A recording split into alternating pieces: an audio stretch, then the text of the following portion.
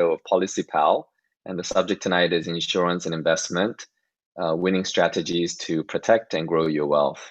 Val, you want to say hi? Hi, everyone. Thanks for tuning in. And Endowus for actually inviting us along. Okay, great. So we'll do a proper introduction and go into more detail later.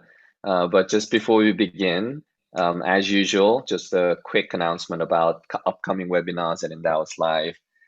So next week we have Financial Horse, one of the prominent financial bloggers in Singapore. We have Kevin joining us to talk about a really interesting topic, markets versus economy, why markets have rebounded sharply despite terrible economic outlook. So it's going to be an interesting topic. We'll pit our brains against each other. As you know, Financial Horse is not somebody that is public. He doesn't disclose who he is. And unfortunately, we're going to have 2 sessions without a face. So it's a good thing that we have Val today, because for 2 weeks, we won't have a face of the guest. Fire Parkline is back. We had one earlier this year, but another one, a practical approach to financial freedom. And we have our resident personal finance lead at Endowus, Sheng Shi, hosting that session in 2 weeks' time with Fire Parkline. So please go down below, follow and subscribe to the Endowus YouTube channel. This is our disclosure. So we will begin shortly. But just before we do, I want to make a very quick introduction to Endowus. Thank you for joining us. Endowus is really about trying to help people invest better so they can live easier today and live better tomorrow and through to retirement. And these are really important topics that we will touch upon throughout the webinar today, both from an insurance perspective and also from an investment perspective. Endowus is also the first and only digital advisor for CPF. And as a result, it is the only digital wealth platform in Singapore where you can manage your CPF, your SRS, but also your important cash savings, all in one seamless digital platform across multiple goals for all sorts of your funds. And we care about a few things and focus on doing them really well. That's why we don't do insurance. And that's why Val is here today to join us and give her expertise and PolicyPal's expertise in insurance. And it complements really well together. But what we're focused on is access. So we've really tried to give access to institutional and high quality investment products and solutions to the average Singaporean, democratizing access, things that were not available before. We really want to focus on advice because I think it's the most important piece that is missing in people's investment journey. And we want to be strategic about it and be very systematic and evidence-based, but most importantly, very holistic in our approach to wealth as well. And the final thing is cost, because cost is the other side of the coin when it comes to returns. So if you can reduce cost, it improves returns. So reducing cost at every layer and every opportunity is what Endowus is about. We've innovated this concept of 100% trailer fee rebates. It's a commission that financial distributors like banks and brokers and fund platforms charge. And we rebate 100% of that back to the customer so that the customer can have a better chance of success and better outcomes. So with that, I'm really excited to do the session today on a really interesting topic, insurance versus investment. And we have our friends from PolicyPal joining us and preparing. And Val is the founder and CEO. And insurance and investing are 2 most important pillars of personal financial planning. And it's complementary. So I know we pitted it like a versus, and I guess it's a bit clickbaity and naughty of us to do that. But it's something that we need. We need both of.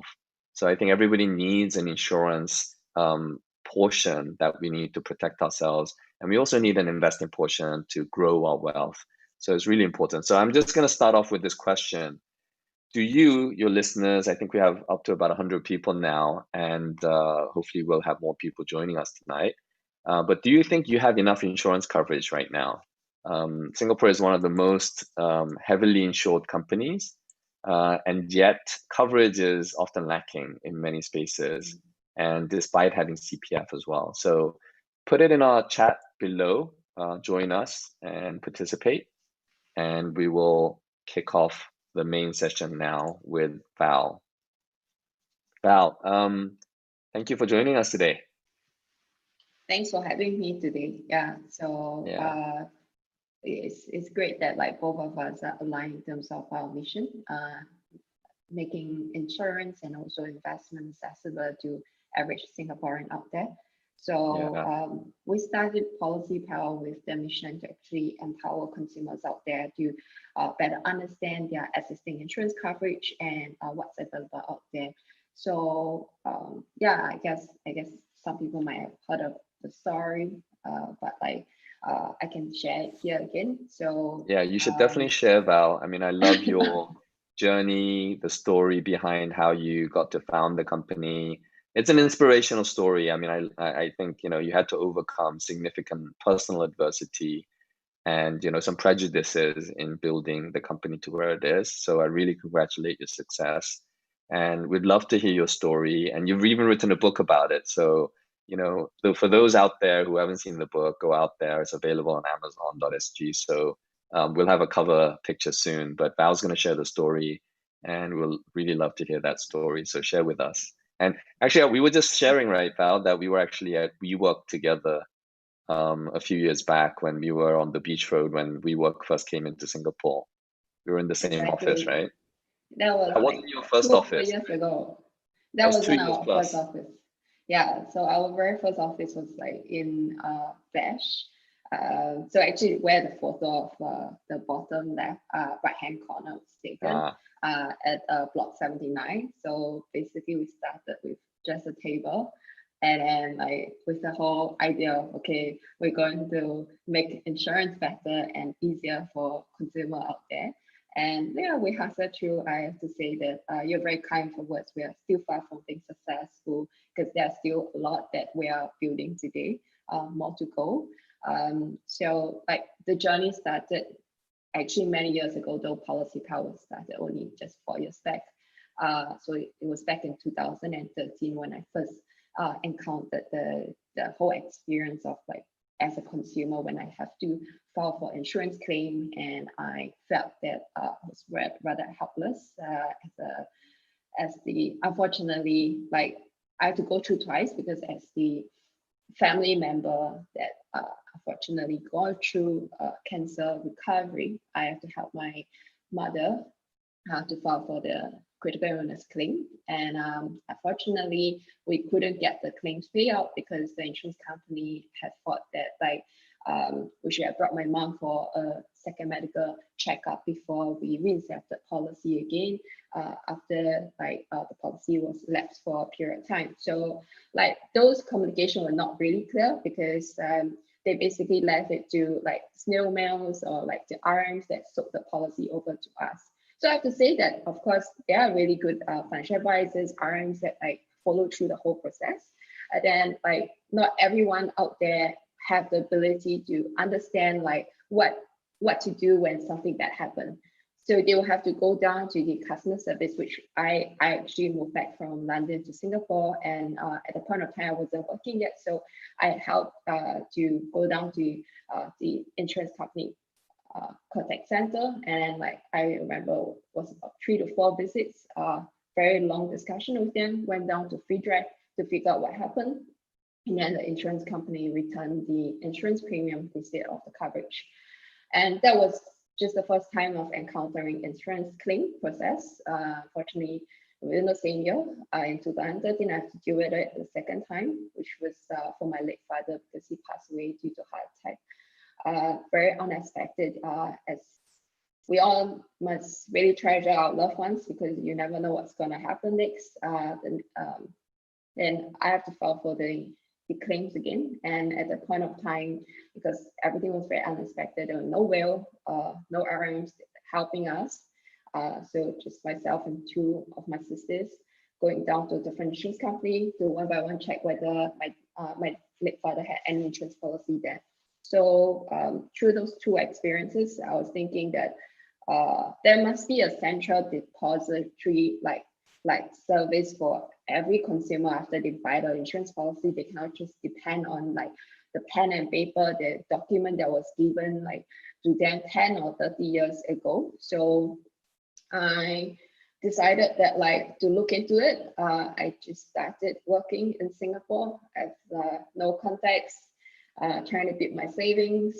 So 2.5 years on, working in a local bank here, build up some contacts, and also got to learn more about like how to set up an organization. Though I was working in the bank, I was very fortunate to be rotated in different wealth management digital initiatives. Finally, because of this top right hand picture that you see, I actually did a voluntary trip to Nepal. So it was after this trip that actually gave me the courage to quit the job. Because basically, like I have no friends in the tech world back then. I was really trying to figure out like how do I get started. I don't know how to get started. I was trying to find like co-founders, friends who can actually join this journey together. But after the trip to Nepal, what made me realize was basically life is really short, and you can make do with what you have. And people in Nepal went through such tough situation post-earthquake where they actually have to stay outside of their house at night because they're worried that like the house itself will collapse when they're sleeping, because the earthquake has damaged the houses over there. So like it was because of all this that add up that make me realize that okay, just go for your dream, and of course like prepare in advance. And I did a couple of like preparation in terms of like sign up for courses to learn about how do I build an MVP and so on. So those are actually covered in my book. That's gonna share. Like we can share it like on the following slide. So then from the whole journey of quitting my job and starting the company, we're very lucky that the newspaper pick it up on like what we are building, especially in terms of like our mission to empower everyone out there to better understand that insurance matters. Really touches their heart. So we were lucky to be featured, and then from there, it actually helped in terms of like increasing in terms of the penetration in Singapore. So on the left-hand corner, you can see that throughout the journey, actually, we faced a lot of challenges. We couldn't get the license initially because of my years of experience and age. Because as a licensed insurance brokerage management, you need to have 10 years of management experience. I didn't have that, and very lucky that like because of our purpose and why we are building this, we got to meet with like industry veterans to actually help support us. So David Hong, who is our advisor and director, came on board to actually join us to support on this journey. So like why I share this is because I want to let everyone out there know that along the way, you will face a lot of different challenges while you build something or you work towards your dream.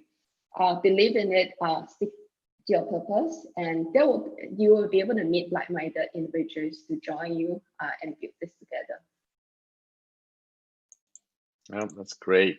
And now you have grown, and you recently did a deal, right, with MTD, and that's the book Val wrote last year, at the end of last year.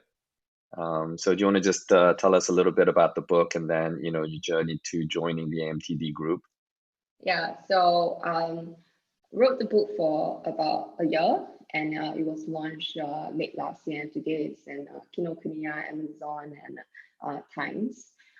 So why I actually wrote the book was because when I first started the company, like I shared, I had zero friends in tech. I had no idea how to get started. I was reaching out to like founders or like serial entrepreneurs who have done it before, but it was so difficult for me to find a female founder because I think the space is dominated by male founders and entrepreneurs that have done it before.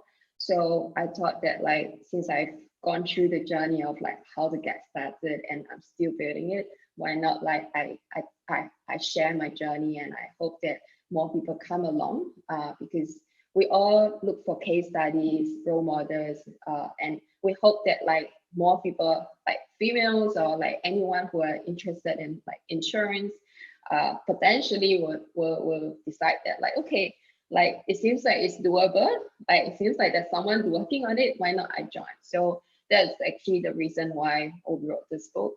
Other than that, like the top hand, the top like left hand corner, you can see that like basically we are acquired by AMTD Group early this year, and we're very thankful that like we met with our chairman Calvin Choi a few years ago. So that was about 2-3 years back at Singapore FinTech Festival. So it's actually throughout the years of like development and also discussion on like potential collaboration, and then later this year we actually nailed down in terms of like what we can do together. So why we decided to join the AMTD family, a lot of people ask us that, especially when the news got out. They're like, why don't you stay independent? I thought you started PolicyPal and you want to keep it as an independent open platform, and now you're part of a group, you're not independent anymore. So those questions are coming to me. So why we go on that route is because we are able to service consumers, individuals in Singapore, but our vision is actually we want to bring it regional, because ASEAN market has really low in terms of like insurance penetration rate. Our vision is to ensure that consumers out there can have access to it, meaning that like it could be in Singapore, Malaysia, Hong Kong, and Indonesia, new markets where like they are able to tap onto the digital ecosystem. So AMTD over the past few years has built up this AMTD SpiderNet ecosystem that they have integrated with fintech companies, technology ecosystem players, digital banks. So in Hong Kong itself, have launched the EXA Bank just last month, and then Singapore has also applied for the digital bank license called SingaBank. And in Malaysia, also looking into the digital bank license. So being part of the insurance vertical can empower like individuals and even like SME businesses in those countries to have access to much more like modular and bite-sized type of insurance products that PolicyPal is able to support. So therefore, like with this combined like strategy and also mission of like trying to make it much more affordable to consumers out there, we decided to join hands and come together. Great. So we have some slides on PolicyPal. You want to introduce the company? Yeah, so many people ask like, oh, why PolicyPal? Because like individuals out there probably have like friends and family who's an insurance agent or like work in a bank that can actually help them with like their insurance policies. So we stick with four key pillars. We make it very easy for you. Whenever you apply for your insurance policy, you are able to understand your life stage, your coverage needs, and then we do AI recommendation in terms of like products for your coverage gap. Other than that, we focus a lot on the transparency in terms of the pricing. We also return in terms of rewards. These rewards itself, we allow the customers to either choose it as a lifestyle vouchers, or they can actually choose to donate. So I can share more that we are actually pushing out this initiative later on. I can share on the slides.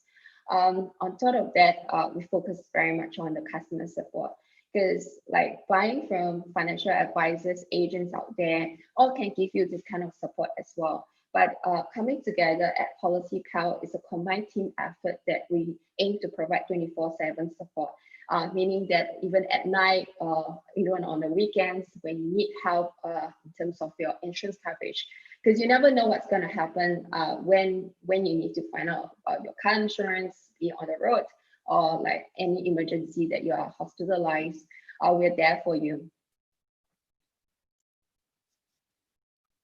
So the latest slide will cover in terms of like the give back initiative that we are starting. Sorry. Yeah. Yeah. So we are starting this mainly because we see that like especially from COVID period, we roll out 3 different campaigns that like the whole idea is actually wanting to help those who do not have sufficient insurance coverage to get the kind of support from our end. So our customers actually started donating from the PolicyPal credits. So whenever you buy a policy from PolicyPal or actually engage through our financial savings plan games and also quizzes, you earn PolicyPal credits. With all these credits, you are able to choose different kind of like charities that like you can actually donate from your credits itself. So technically you don't need to buy any policy, or like or actually you, if you choose to actually accumulate your credits, you can actually help to support and give back to the society. So like the next slide actually covers that, like the 3 initiatives that we have already done so far. So the first one was actually to roll out 100,000 life insurance coverage for the healthcare personnel, especially when COVID first started. It really touches our heart that like the healthcare workers are doing so much to help support and prevent the spread of COVID. And we wanted to give them a hand by actually offering life insurance coverage on top of what the government is already providing. Other than that, we joined force with other fintech companies to provide like free coverage also to healthcare medical, but then from there they can actually support only, not only on the medical, but also the health insurance element. So we can actually wrap it up by sharing in terms of like what are the value that we provide to the members. Trust and transparency, end-to-end service. We want to support in the whole give back initiative, and also we want to enhance the financial knowledge of everyone out there. So I guess like I share a lot of our story. I haven't heard about your story, Sam. So why don't you share your story on how you got started, and especially like you have such a strong career in the corporate ladder, and like you can stay there. It's a very comfortable life. And why do you quit and start Endowus? Yeah, I get that question quite a bit, but I don't think I've ever actually shared it on a webinar. But I have been in the industry for a long time. This is my career in one chart. So 50-year chart of S&P 500. I began more than halfway through this, before halfway through. You can see that markets have been really volatile ever since I joined the financial market. Maybe it's me. But I've been in the industry a long time, and I was an investor most of my life in asset management industry. I was at Morgan Stanley for 17 of those years. Just like you, I think there was a trigger moment. There was several things that came to a head, and I took some time off to travel and restore. It was kind of like a sabbatical, and I would really recommend it to people, especially in their mid-career. I don't think taking a year out really destroys your career or really impacts you negatively in a meaningful way. So it's something to consider, even if it's just 1 month. It really does re-energize and refresh you. But one of the things that triggered me was when I visited Korea, which is where I'm from originally. I've been living in Singapore for over 15 years now. It's the longest I've lived in any location. Singapore is the longest, and then it's the UK where I grew up, and then Korea is my third, and then Hong Kong, where I was there for 7 years. So I've been all over the place. I'm not, but Singapore is my home. Yeah. But I was visiting Korea, and I heard this staggering statistic that 50% of old age pensioners actually have income below the poverty level, and that was shocking to me.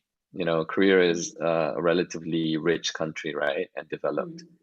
And you come back to Singapore and you see it in the the hawker centers, and we have cleaners, uncles and aunties working into their old age. And we talk about it all the time here. And yes, the CPF is an amazingly wonderful total social security net system, but there is more that we can do. And I think that financial education is really, really important in equipping people to prepare for their financial future. And also the struggle came from, all of us, all of the team we share this all the time, how we try to invest our own money. When we were young, it was a small amount of money.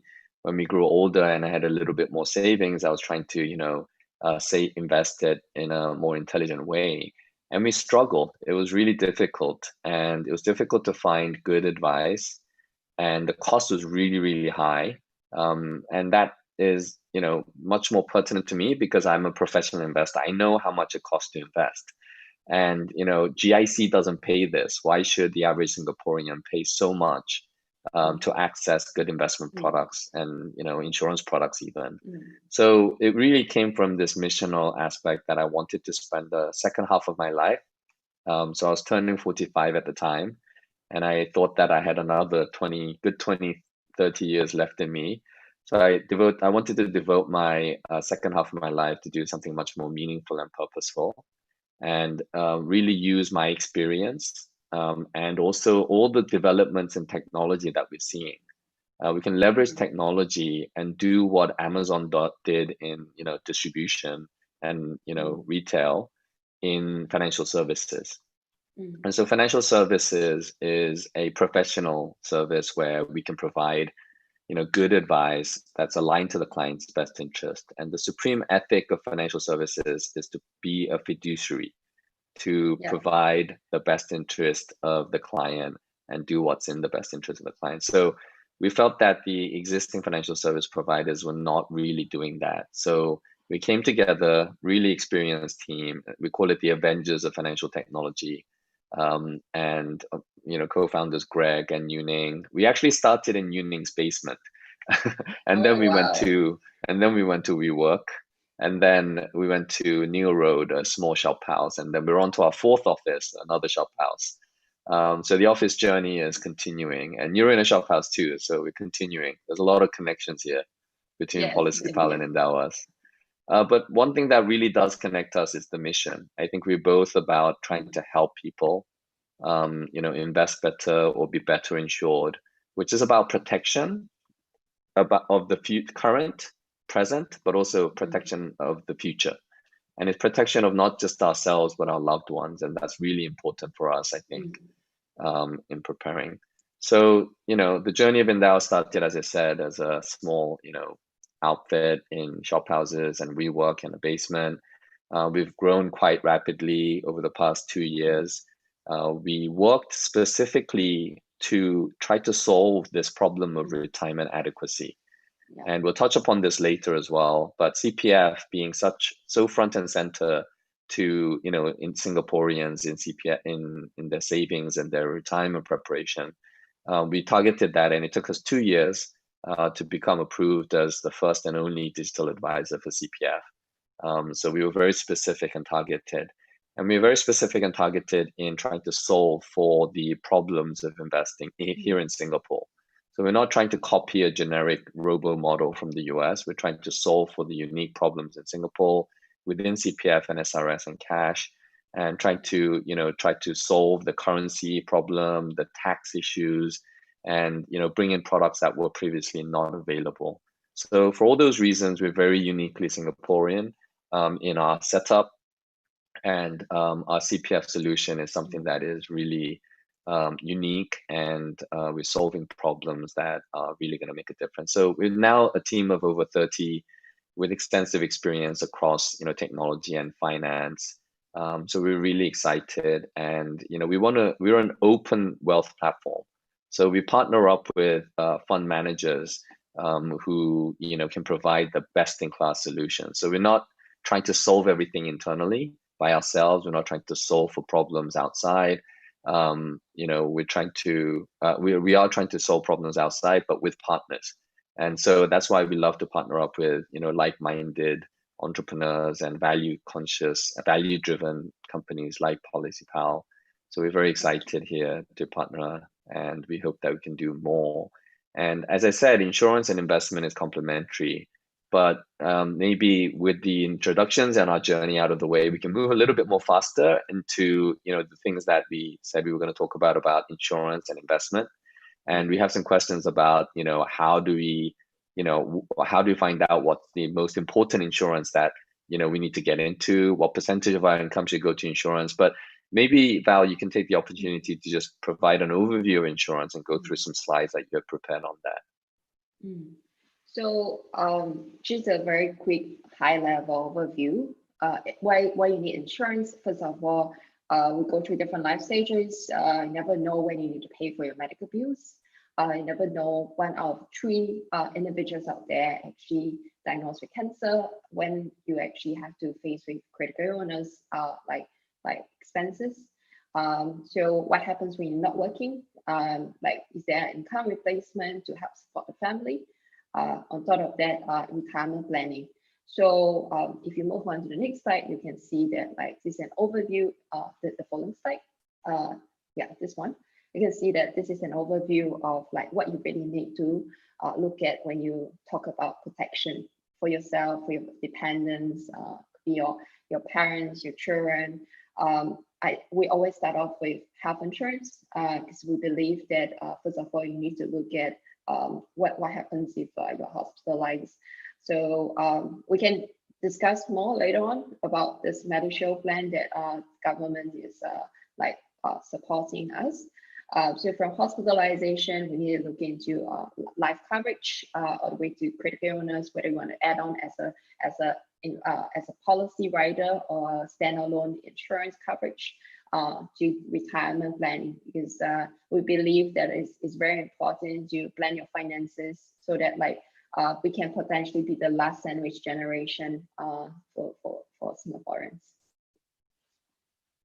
Yeah, so as I talk about sandwich generation, we all know that like many of us are kind of like taking care of both like the older generation because of because of how the culture is that like our current generation take care of the parents and the children, and why we need to start planning in this current day and age is that like so that our children don't have to be another version of a sandwich generation. On top of that, with this COVID situation happening, we can see that overall the banking interest rate has dropped significantly. That actually also kind of affected one way or another, like how Singaporeans are planning in terms of like where they put their assets. On top of that, you can see that like which is 1 out of 3 people in Singapore may develop cancer, so any form of cancer. So it's very important to start planning at the early stage. So for PolicyPal, we are an all-in-one financial platform in terms of protection and also growing your wealth. And we don't cover any funds management, investment, because like what Sam has said, when we want to do something well, we choose to focus. And throughout the years, we stick on to making insurance simple. So some people might ask that, can we do everything online? Yes, for certain products, you can do everything online. But we also understand that like individuals out there, when they deal with health insurance or like much more complicated products, they prefer to be supported by human experts. So we do have our licensed financial advisors to help you so that you are able to have access and also compare different type of coverages based on your needs. Yep. So like a very quick high level steps that how you can start doing your protection coverage.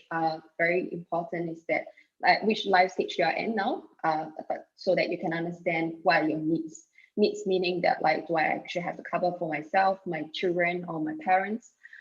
Looking into like what you want to achieve in terms of your next 5, 10 to 30 years down the road. And what are loans, assets, and what's the like financial position that you are at this life stage now, and then plan accordingly.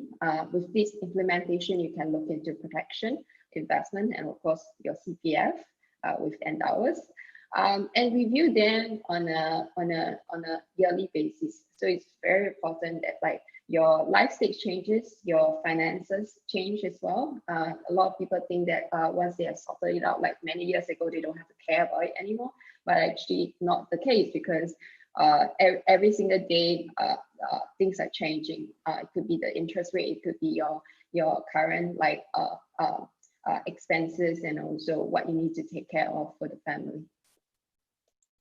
So I will There's actually, this question. get So like this is a Sam's very input on this. Yeah. So this is a very common phrase that's used and bandied around. You buy term, invest the rest. So it's talking about you just buy term life insurance to cover your tail risks of life, but the rest of the money you should actually invest to grow your pie. I'm sure insurance agents would hate this phrase in general, and so it's very biased towards investment outfits like ourselves, and we're both advisors. So I think we can give a balanced view that term is essential, right? Term life is the bare minimum in insurance, and investing is essential. We can't just have insurance. You have to have an investment component directly, hopefully, but maybe there are some insurance products that could do that for you. But Endowus is really set up to help achieve success in investment, right? So how do you balance that? And what do you say to guys who say buy term and invest the rest? I think that's actually what like the industry is moving towards.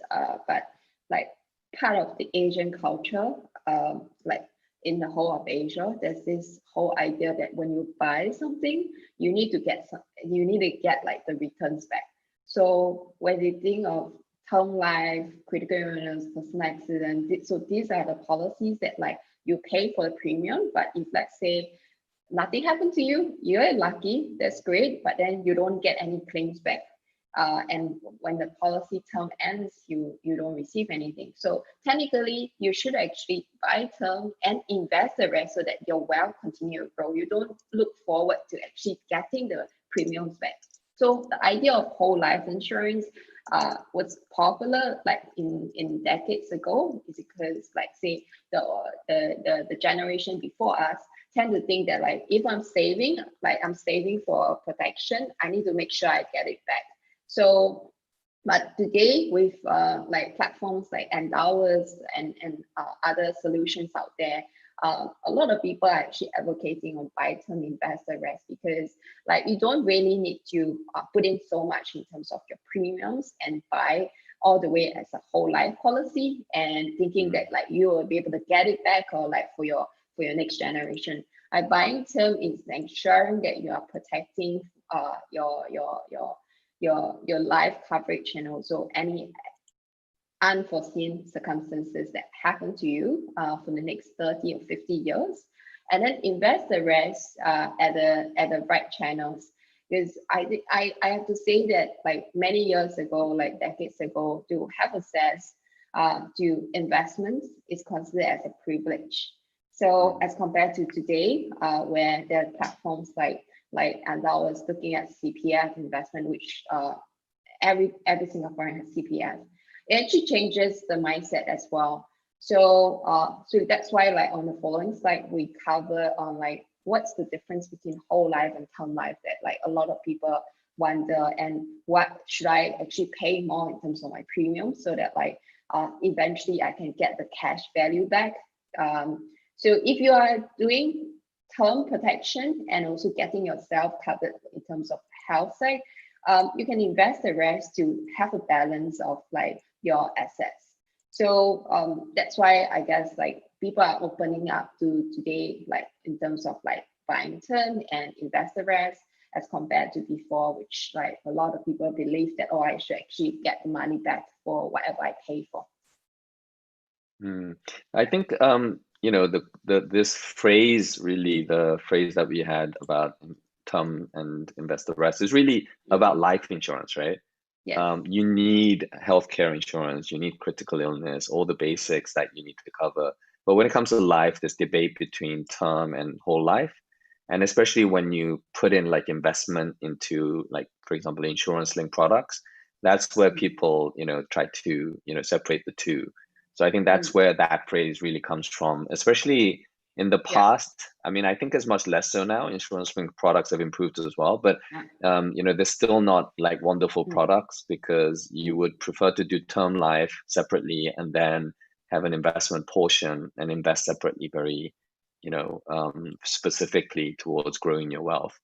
So it's just easier when you compartmentalize and invest for the long term, and then have the coverage that term life provides for you, especially with the low premiums and Exactly. the coverage that you desire. But everybody's different. Everybody's circumstances are different, and that's why we need advisors, right? To be with us on that journey. But maybe with that, you can go into a little bit more detail about term life and how that could help you. We have some slides here, I think. Yeah, so just like case study, if let's say you do not have any term life, and on the left hand side you can see Jack, if he were to pass on at the age of 45 with his like savings account of 50,000, and he will split this amount to the wife and the children. So it's going to be challenging for the kids to grow up with just the amount of savings, and they will have a huge impact in terms of like their life. So many people actually look at buying term life policy the moment that they have kids as well, because they start feeling that, oh, I'm actually responsible for another human being now and for my family. So if you look at buying a term life policy, so with this case on the right hand side, you can see that when you spend just $13 on a monthly basis to get yourself a term life policy, you can actually cover your family if let's say anything happened to you. So with a 300,000 coverage, it either help to pay off the mortgage loan, children's education, and also the first few years of the daily expenses for the family before they actually step up again. Because well, I have to say that like we went through it as a family. It was a shock to us when my late father passed on. So like I have to say that like that's something which every individual out there should start looking at when they do family planning, or even like when they first started working, because you never know that like when you actually anything happened to you. And other than that is that like when you start buying at an earlier age, you basically cover any potential pre-existing illness, and also like the premiums itself is a lot more affordable. So the next slide actually cover on like the critical illness as well. If let's say you want to add on to cover yourself, you can put on as a rider. So anything happen to you when you're still alive. So basically term life policies to cover upon like death. Anything happen, your loved ones, the beneficiary, will receive the sum assured. So for us, like if you want to look at critical illness, anything happen in terms of cancer, the family members can actually get this kind of support as well. So as we move on, we talk a lot about insurance. How can we actually look into investments, because we go through different life stages. Today, the news came out for BTO that a lot of people are talking about. So when you actually start planning for your house, you look into your CPF, down payment, you look into like your term life policy, which is actually like a mortgage to cover your mortgage loan. So how can one look at protection and also have a balance in investment? I have to say I'm not really an expert in investment, so I'll return it back to Sam to cover the rest on investments. Okay, thanks, Val. Yeah, and this is the part where I think we need to move on to the investment part, because we covered the term, invest the rest is coming up. And I thought rather than go into like a long spiel about stuff, we just touch on seven points that maybe you can keep in mind when you are looking to invest your money here in Singapore, and hopefully through the Endowus platform. And we'll touch upon the different sources of funds of cash, CPF and SRS. Yeah. The first thing that we need to do, I think, is we need to believe in the power of the markets. I showed you the earlier chart of when I began in 1994. Since then, the market has gone up by, I think, more than 10x, right? So it's amazing how markets continue to go higher. And the reason is because the equity market is a serving kind of mechanism of demand and supply, where it sieves out the bad companies and the good companies win out. When the big companies win, they become bigger part of the investment index. So like an S&P 500 index or even the STI index, the best companies tend to become the biggest companies. The biggest companies tend to become the highest index weights. And because they're the highest quality and proven names, they continue to do well and build wealth for you. So the power of the market is proven over long times. Of course, there are cycles and there's volatility, but you need to understand that markets tend to go up over the long run. And it goes up in a way that is unusual. It actually goes up much longer than when it falls. So yes, just like the March COVID crisis, and markets collapsed by more than 20%, 33% in fact, from peak to trough. But year to date, we're actually now flat in a lot of markets, maybe up in some like the Nasdaq, and we're down in a few markets as well. But largely, we are not in the worst situation we were in the depth of March. And those kind of quick, fast corrections can often last several months to a year or more. But these bear markets do not last as long as people think, even though it's very painful. And it's important to realize that markets tend to go up, and therefore it goes up for longer. And the bull market is a much more longer period. We talk about how the market's been going up for a long time, but you look at what happened in the 90s, we had an even bigger, longer bull market after a similar correction of 33% in a very short period of time in the 80s. So we're in a very similar situation, and we need to be cognizant that markets, we need to understand how markets behave over the long term. When you're investing, it's really important to look at all of your money. So we were talking earlier with Val about how some people invest and they pick this amazing stock. They bought, I don't know, Zoom, which we're using, and the stock went up like 5 times. But they forget to mention, and they're like heroes, acting like heroes. But they forget to mention that they put in like $500, $1,000. It's not going to really meaningfully change your life. It's not going to be the protection that you need and deserve to secure your financial future for yourself and for your loved ones. We need to, really understand where we are financially, really commit to taking control of your, financial balance sheet. Make a list of everything, all your investments, bring it together so that you have a holistic picture of where you are financially, and as a family too, not just yourself, but with your spouses and your children. If you can get them involved early, that's great. But look to all of your money and manage it in a very systematic way. One thing that people forget to do is their CPF. They contribute to CPF in a meaningful way. It's 37% of our income. And as it accumulates over time with the guaranteed interest rates, it becomes a large pool of money. And yes, we have different buckets of it.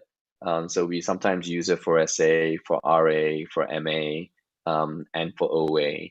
But we need to manage it in a really good way. So it's important to understand the CPF system, take advantages of many of these CPF hacks that exist. You can, the sandwich generation tops up their parents' account, they top up their children's account. And those are good hacks at the highest interest rates that you can get.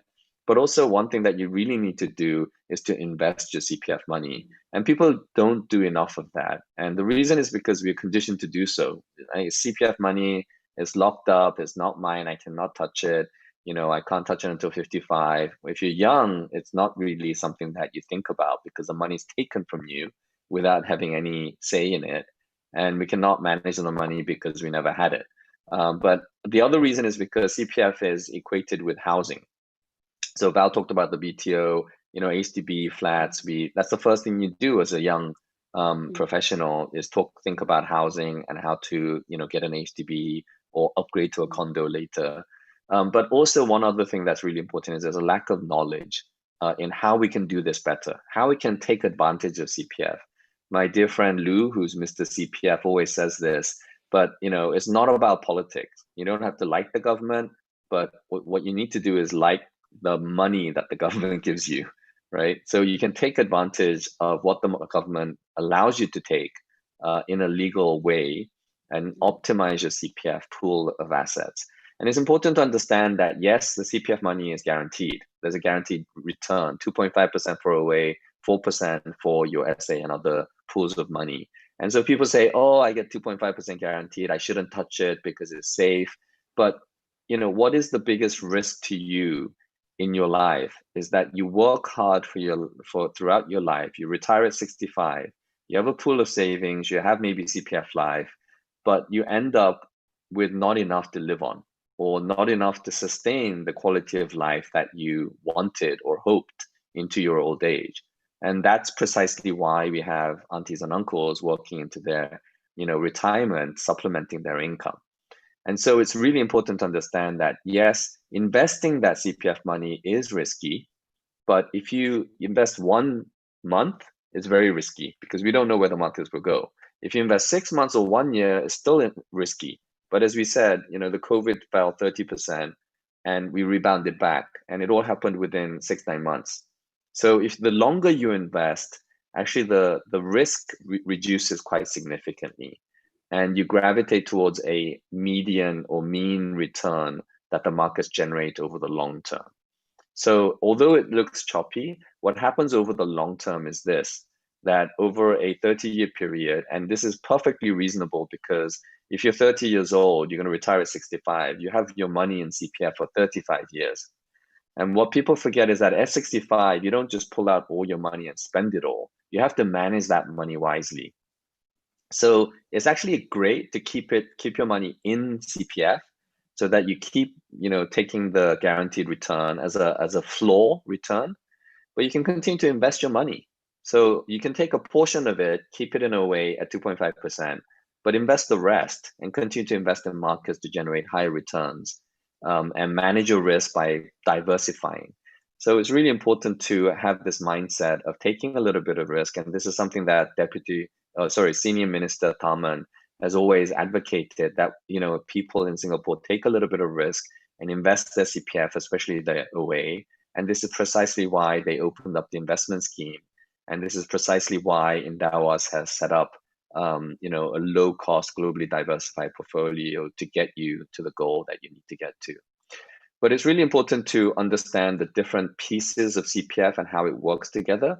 And we have some questions on, MediShield and how to use it effectively. And I thought with Val on the line, maybe we could touch upon this aspect of CPF with MediShield. And yes, if you are okay with B2C, wards, then maybe you don't need additional coverage. But most people in our life experiences some hardship or critical illness or hospitalization. And I think it does make sense for us to have some kind of integrated shield plan that supplements the MediSave or MediShield. So Val, if you can elaborate on this for the audience, that'd be great. Just to add on a little bit, other than just the ward itself, that you can actually upgrade to a ward, you can actually get covered for pre and post hospitalization as well. Because a lot of people think that, if I'm covered for hospitalization, I'm all good. But you don't know. Before the day of the surgery, you actually need to go for your checkup, and then post surgery, you need to go back for like follow-ups as well as the medical care. On top of that, the integrated shield plan is actually extremely affordable, where you are able to tap onto your MediSave to actually help cover, and then you can top up the rest with cash. So starting earlier, the advantage is that you can cover yourself in case of any pre-existing illness that in the future the insurer might actually exclude. So the next slide actually cover the whole range of different elements that you should look into when you look up for integrated shield plan. So a lot of people when they say that, okay, I got the protection from the government, I don't actually need to look at any other health insurance, but they have to actually start looking into what happens after the hospitalization treatment, because I talk about follow-ups, right? So outpatient treatment, other than outpatient treatment, emergency cases. By then, if let's say unfortunately you are admitted to the hospital, you need to actually seek for medical treatment. Is it covered for under your MediSave? and many shield plan, why not actually look into integrated shield coverage that like you can get yourself covered for? So at PolicyPal, basically we work with a whole range of insurers that can provide the coverage analysis depending on your needs and what you're looking out for. So we definitely encourage people to tap onto like what everyone already have in their CPF, starting from the OA account for investment and also looking into their MediShield. How can they get themselves covered on the most basic plan? So other than hospitalization, shield plan, we also encourage people to look into critical illness coverage. So you can see that on the left-hand side, a very basic level of like foundation is actually what we talk about MediShield coverage. Then you can top up for your integrated shield, it's called the IP plans. And what you have to look into is critical illness. So it's actually a hot topic now because as of 26th of August, all the insurers is going to have this new revision for critical illness policies. So we have included the cutoff dates just in case anyone is interested to look at like where they need to get their critical illness coverage incepted before there's a cutoff for the new policy terms. So what it means is it's actually moving forward, if you do buy a critical illness plan after 26th of August, how you file for your insurance claim, you have to review and look into the terms because the terms itself is being redefined by Life Insurance Association. Yeah. So as you move on, why you need critical illness coverage and what is it really covered for? When you actually recover from like say your surgery and coming back home from hospitalization, one can be off work anytime from a few weeks to a few months. Very important to look at cost of living and also like the expenses for the family. So what the family will need when you're not working. So critical illness payout actually covers that. And we also talk about, like, if you move on to the next slide,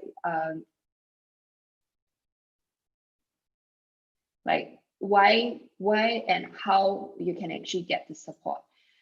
So critical illness cover anything from the early stage to late stage. So early stage means that like if you do discover that like you have early stage cancer, you can get a form of payout coverage as well. All the way to late stage recovery with discovery of like the cancer. So when you buy a critical illness insurance coverage, you have to understand that what you are really getting yourself covered for, and what kind of lump sum payment do you really need, and can you actually top up based on your existing term life policy that just now we have already covered, or do you actually want to buy a standalone because at the moment now you already have your other type of whole life or term life policy. So as we cover more on like what do you actually need to consider when you like look up for critical illness. So it's really on your current age, any historical medical condition within the family as well. So the next slide actually covered that.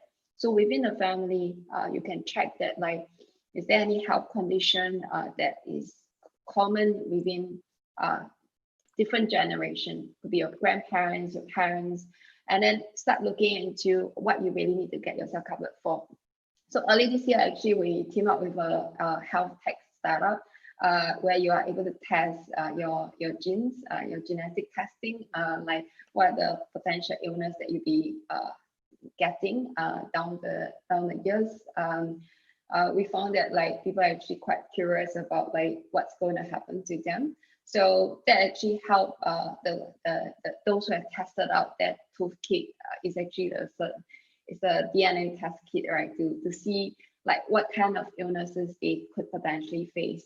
So it's a good way to plan ahead. And even though like a lot of young people out there will say that like they're still very young, they don't have to worry about it. But like it's always better to plan in advance, and especially right now when there's a revision that is coming up really soon, in actually 1 week's time, 26th of August. Technically it's 2 weeks time, but like a lot of insurers are cutting off the inception of the policy for to prepare for the new policy. So the new policy, as I maybe just sum up again, it means that like for you to get the claims down the road, you have to really look into the details.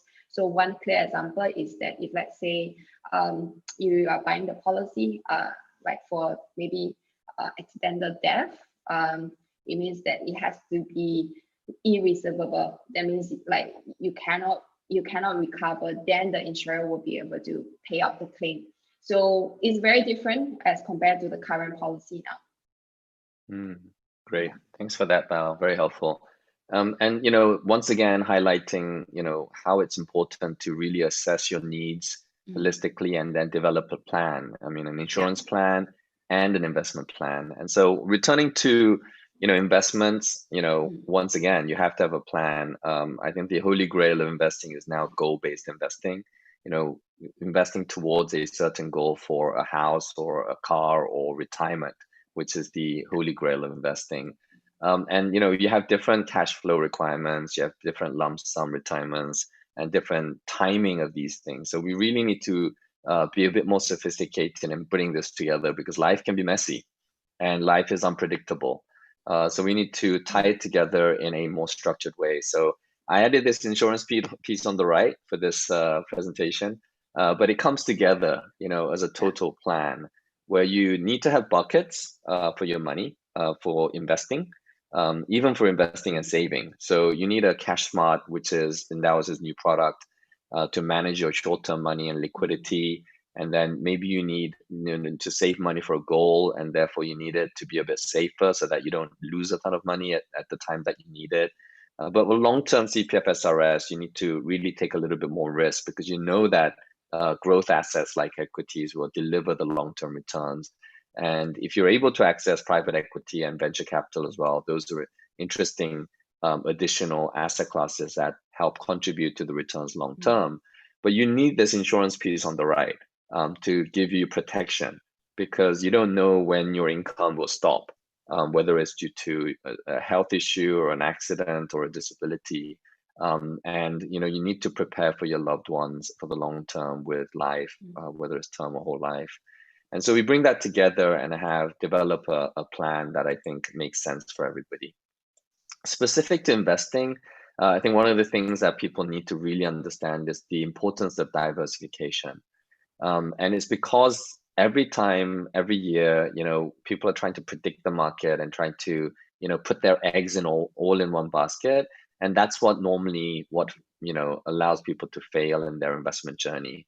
So it's really important to be diversified. One other thing that we have a problem with is home bias. So it's something that works in the US, because the S&P 500 index shown here, 40% of their revenue are generated globally.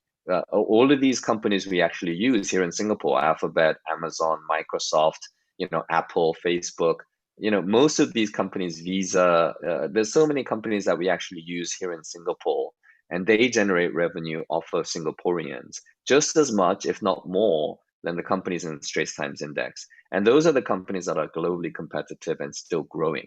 So this home bias works if you're a global, entity, if you have a global index. But if you're in Singapore, which is less than 1% of the global market cap, you are actually betting on just one stock effectively, if you look at the whole pool of investment opportunity. But even the S&P 500 may not be diversified enough, because everybody loves the S&P 500 because it's done so well over the past decade. But if you look at this table in the middle, during the period of 1990, and the 2000s, during a period when emerging markets went up 162% and EFA, which is developed markets, went up 37%, the S&P 500 over a whole decade, 10 years, actually fell 9% during a whole decade. So that was the lost decade for S&P 500 in the US. And likewise, the Japanese had a lost decade, 2 lost decades. But the market always changes. And it's really important as a result to diversify your investment. The other thing that we really tell investors is don't try to time the market. You're not smarter than everybody else. If you look at if you invested $1,000 in US stocks over a long period of time, this is 50 years, then it would have grown from 1,000 to 121,000. So it would have gone up 121 times. If you invested 1 million, it would be 121 million right now. But if you take out one day, the best performing day during that 50 years, it goes down to 108. If you take 5 days, it falls to 77,000.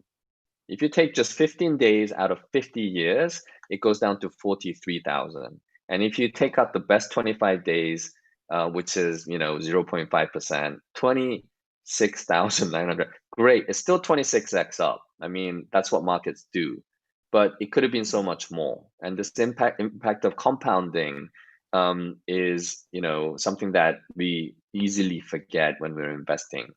And normally these sharp best performing days happen at the bottom of markets when it's rebounding. Just like in March when the markets collapsed and at the bottom everybody was selling or saying that market's going to fall further. If you were not invested at the time, you would have missed the best rebounding days. If you had missed those best rebounds, then if you had gone in later, you would only be up 5% and not the 20, 30, 40% that we saw in the rebound in the markets. So this is why it's important not to time the market. Another reason is this is a study of all the recessions in the past and what the equity market did before, during, and after the recession. So before it was flat, during it was largely flat. I mean, there's some up, some down. And then afterwards, it had a massive recovery. But everybody focuses on this peak to trough fall of 30%. But as we know, like in March, it rebounds very quickly. And for the full year or during the whole recession, the markets actually did nothing. So what happens again is that you exit the market at the wrong time. And again, this February and March, a lot of people sold at the bottom of the markets. And that's a terrible thing because you lose the opportunity to have this gain. And so I'm going to skip a few slides, but the next number 6 rule is, make investing a habit. Invest regularly, dollar cost average, so that you take the emotions out of the equation and you get rid of the risky guesswork of trying to pick the markets every month from your paycheck. If you can do it monthly or quarterly, it doesn't matter. Over the long run, it doesn't really make a big difference.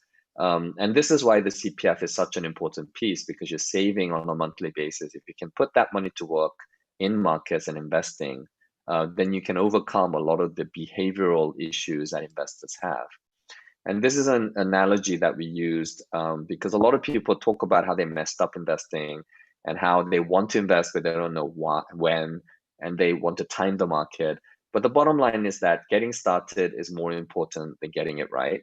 And secondly, the sooner you start, the better it is for you. Because even if you're at 40, you have 25 years to invest and another 30 years to live. So it's a really long, timeline that you're thinking about when you're investing. The other thing to remember is that cash is not risk-free. So yes, there is a 0% chance of losing your principal, but also 0% chance of growing it. The probability of growing your money increases as you invest. The probability of losing your money also is there, but as you invest longer, the probability of losing money falls and the probability of making money increases. But if you hold too much cash, then that cash drag is huge. So you have to overcome it with even greater returns to make it, get to where you want to get to. So holding too much cash is a really painful thing.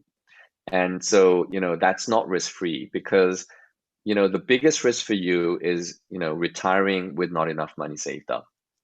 And that's why we launched Endowus Cash Smart, because we saw interest rates falling quite rapidly in the markets, and bank deposits gives you virtually no interest. So we came up with 2 wonderful products, one targeting 1% with really low risk. The chance of falling is 0.02%. And then we created an enhanced yield, which is targeting close to 2% or above, with no lockups, unlimited transfers, daily accrual of interest. So all the best things of a bank deposit without the lockups and with unlimited transfers and ability to generate higher yield. This is something that is very popular in developed markets in the form of money market funds, etc. But it hasn't really been used up to now because even January, you were getting 1.8% on your Singapore savings bond. But now 1-year return on Singapore savings bond is 0.3%. So it's impossible to get anything above 1%. So this is a product that I think is really, as we received very good reviews on, and it will help people to manage their pot of liquidity in the short term. The final point I want to make is focus on what you can control as an investor. Focus on your career, because that's your income. Self-development to generate higher income, get promoted. That is something that's in your control. Asset allocation and diversification is in your control. Lowering cost is in your control. Your behavior is in your control. Trying not to be a hero and time the top of the market to sell, bottom of the market to buy. Those are things that, you may be able to brag at a party to some friends, but it's not going to make a meaningful difference. And the things that you cannot control, as evidenced by, history and human, failing, is that you cannot control the economy, as we saw with the COVID crisis. You cannot predict stock market returns on an annual basis or which market will do best. Short-term movements in individual stocks is something that is completely out of our control. So really focusing on what you can control and having a proper plan to execute is really the most important thing. And the final point about, what you can control in terms of cost is really important, because as I said, you need to fight to get the cost lower. We need to fight for fair fees in Singapore because costs are so high. And so Endowus is really on a mission to lower costs at every level. And PolicyPal, I'm sure, is too, so that our investors and our policy holders can get a better deal at every layer. And the problem with cost was exceptionally high in CPF. So this is after falling from about 6-7% historically. So it used to cost you about 6-7% to buy a fund using your CPF OA. Now in the first year, it's down to an amazing 3.52%. It's still too high, especially if you are in a balanced portfolio where you're targeting 6% return, 7%. You're barely getting above the 2.5% of OA on a net basis. So it was really important for us to really work with the CPF board, with MOM and MAS to get to a solution that would get to, below 1% was our target. We were able to achieve it. We brought in passive investing into CPF that was not available because Vanguard wasn't here. We brought them back with a local partner, put them into CPF. So we are exclusively, Vanguard passive index funds in equities for S&P 500 and global equities is available only through Endowus as a result. So all these efforts is really to improve the chances of success. So in the world of Endowus, your goals are precisely defined. You have a process for achieving your goals, and you have access to the experts and strategies and products to achieve your goals. And today, we really are, as I said, focused on retirement. We're building a retirement solution that will help you, give you advice on how much you should save now, what is your probability of success, and how much money you will likely have in your retirement. But I also wanted to give Val an opportunity to talk about the efforts that PolicyPal is doing to help people achieve success in retirement as well. So thank you, Sam. So basically for PolicyPal, other than helping consumers on the protection coverage, we also see a trend, especially during COVID period. A lot of people came over to buy savings insurance plan because of they want to protect themselves for the coming years. But a lot of people out there also starting to learn more about retirement planning, which is say annuity plan. So for retirement planning, it's very important to look at what you really, how much do you really need when you retire? So which is actually under the guaranteed income. So thereafter is the payout date when you start saving for the 10, 20 years and 30 years time, at the age of 60, how much do you really need? And how much are you able to save in terms of the premium payment basis as well? So commit what is comfortable for your life stage at the moment. It's very important not to overcommit because of it could be promotion, something that's very attractive. We really stand for not getting people to overcommit, especially for insurance plan, because I myself actually get mad when I saw how some aunties actually bought wrong policies because of the promotions that they saw. is very important to look into your current needs, your accessible income before you make such commitment, because there's still a commitment period for like retirement planning. How much you are able to commit could be 5, 10, or 20 years down the road. Are you comfortable with that amount that you need to pay for the premiums? So all in all, for retirement planning, it's important to look into protection, covering also insurance plans, and look into like opportunities such as like investing through Endowus for your CPF and the rest of the funds. Yeah. Okay, sounds good. So PolicyPal is with us today. Val, you want to talk about the sign up?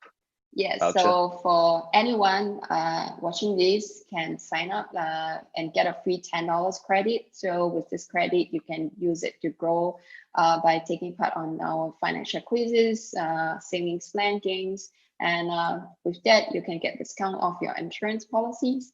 You can donate to the charities that we talk about, the Give Back movement that we are starting out. So I hope to see you there.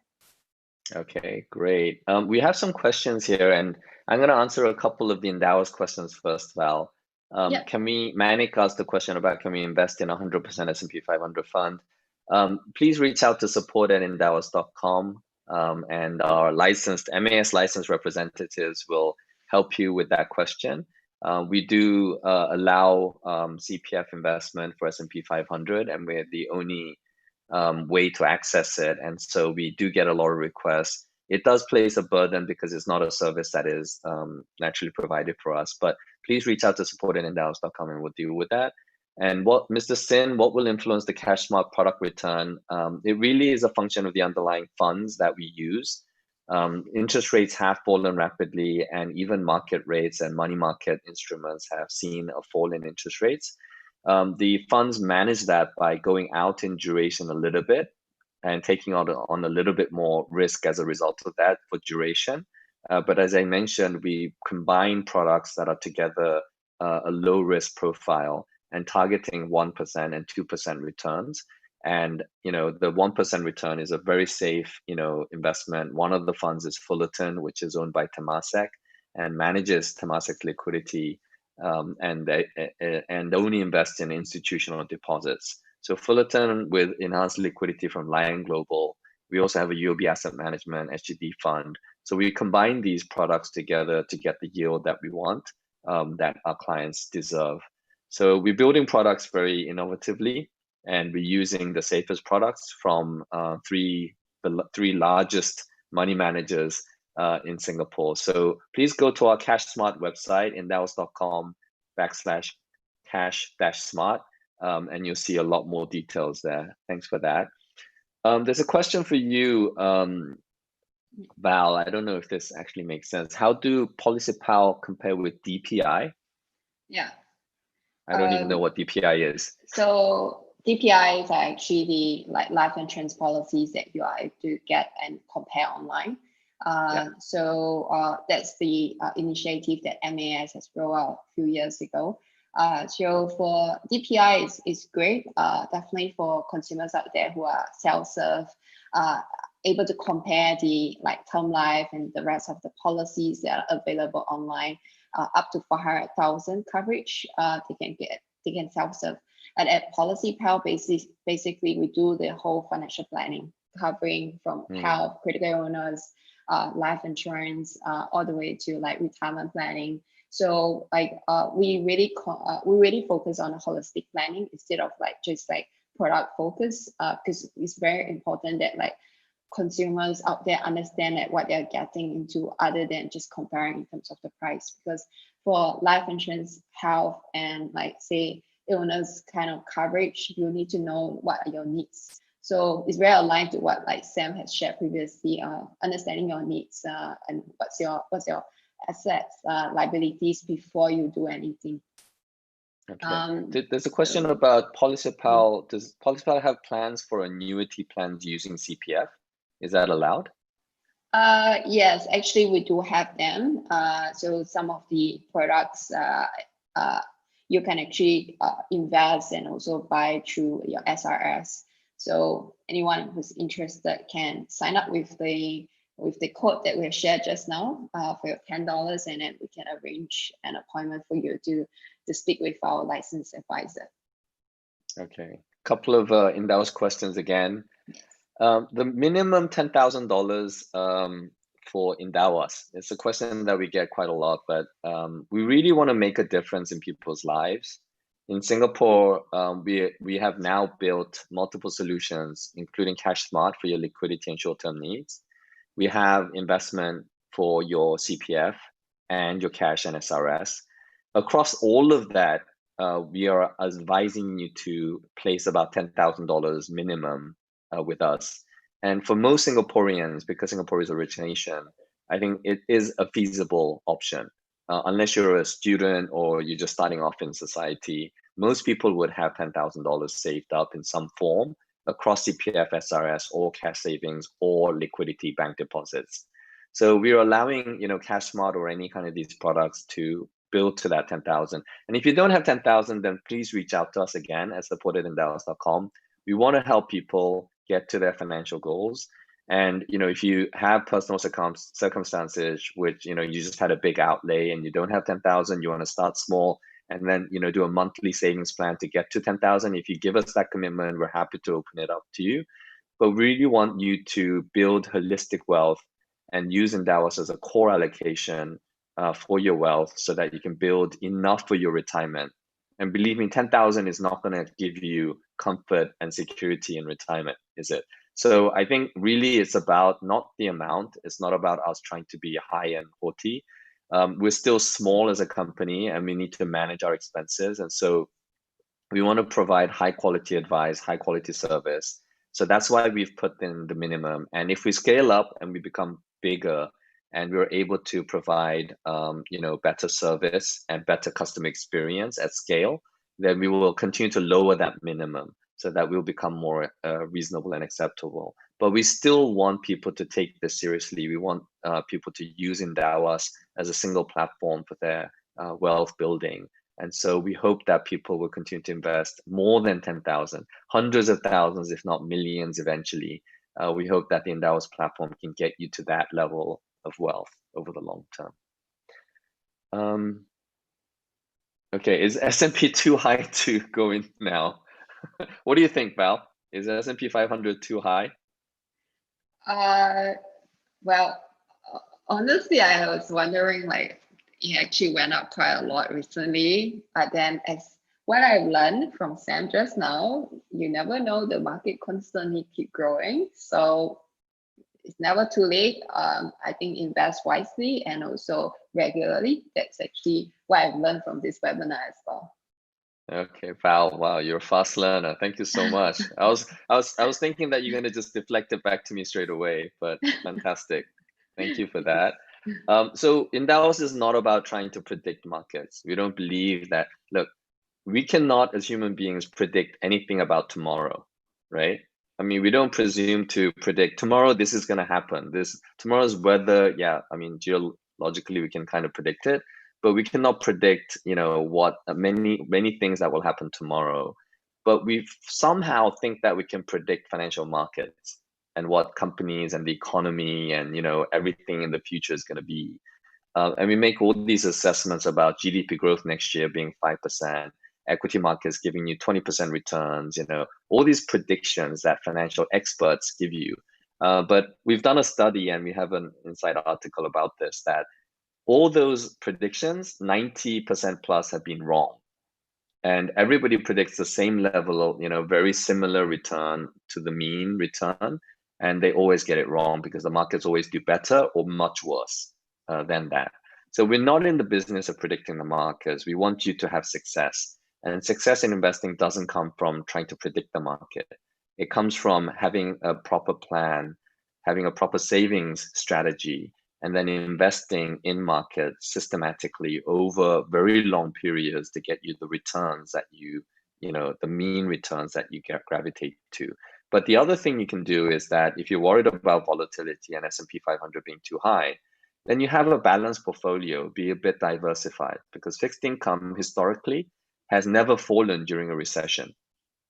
Even in March, the fixed income market, in the biggest disruption in history, fell quite rapidly, but rebounded very sharply. So within a month, it was up positive. And year to date, it's a positive return because interest rates have continued to fall. So fixed income historically has given you about 7% return during a period when equity markets on average fell 30% plus.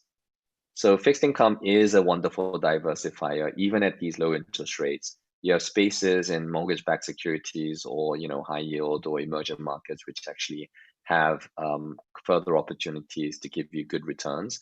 So diversifying your risk away from equities to fixed income is also very important. But long term, I'm still a believer in equity markets and what it does to returns. And if you think about demand and supply, markets is about demand and supply, right?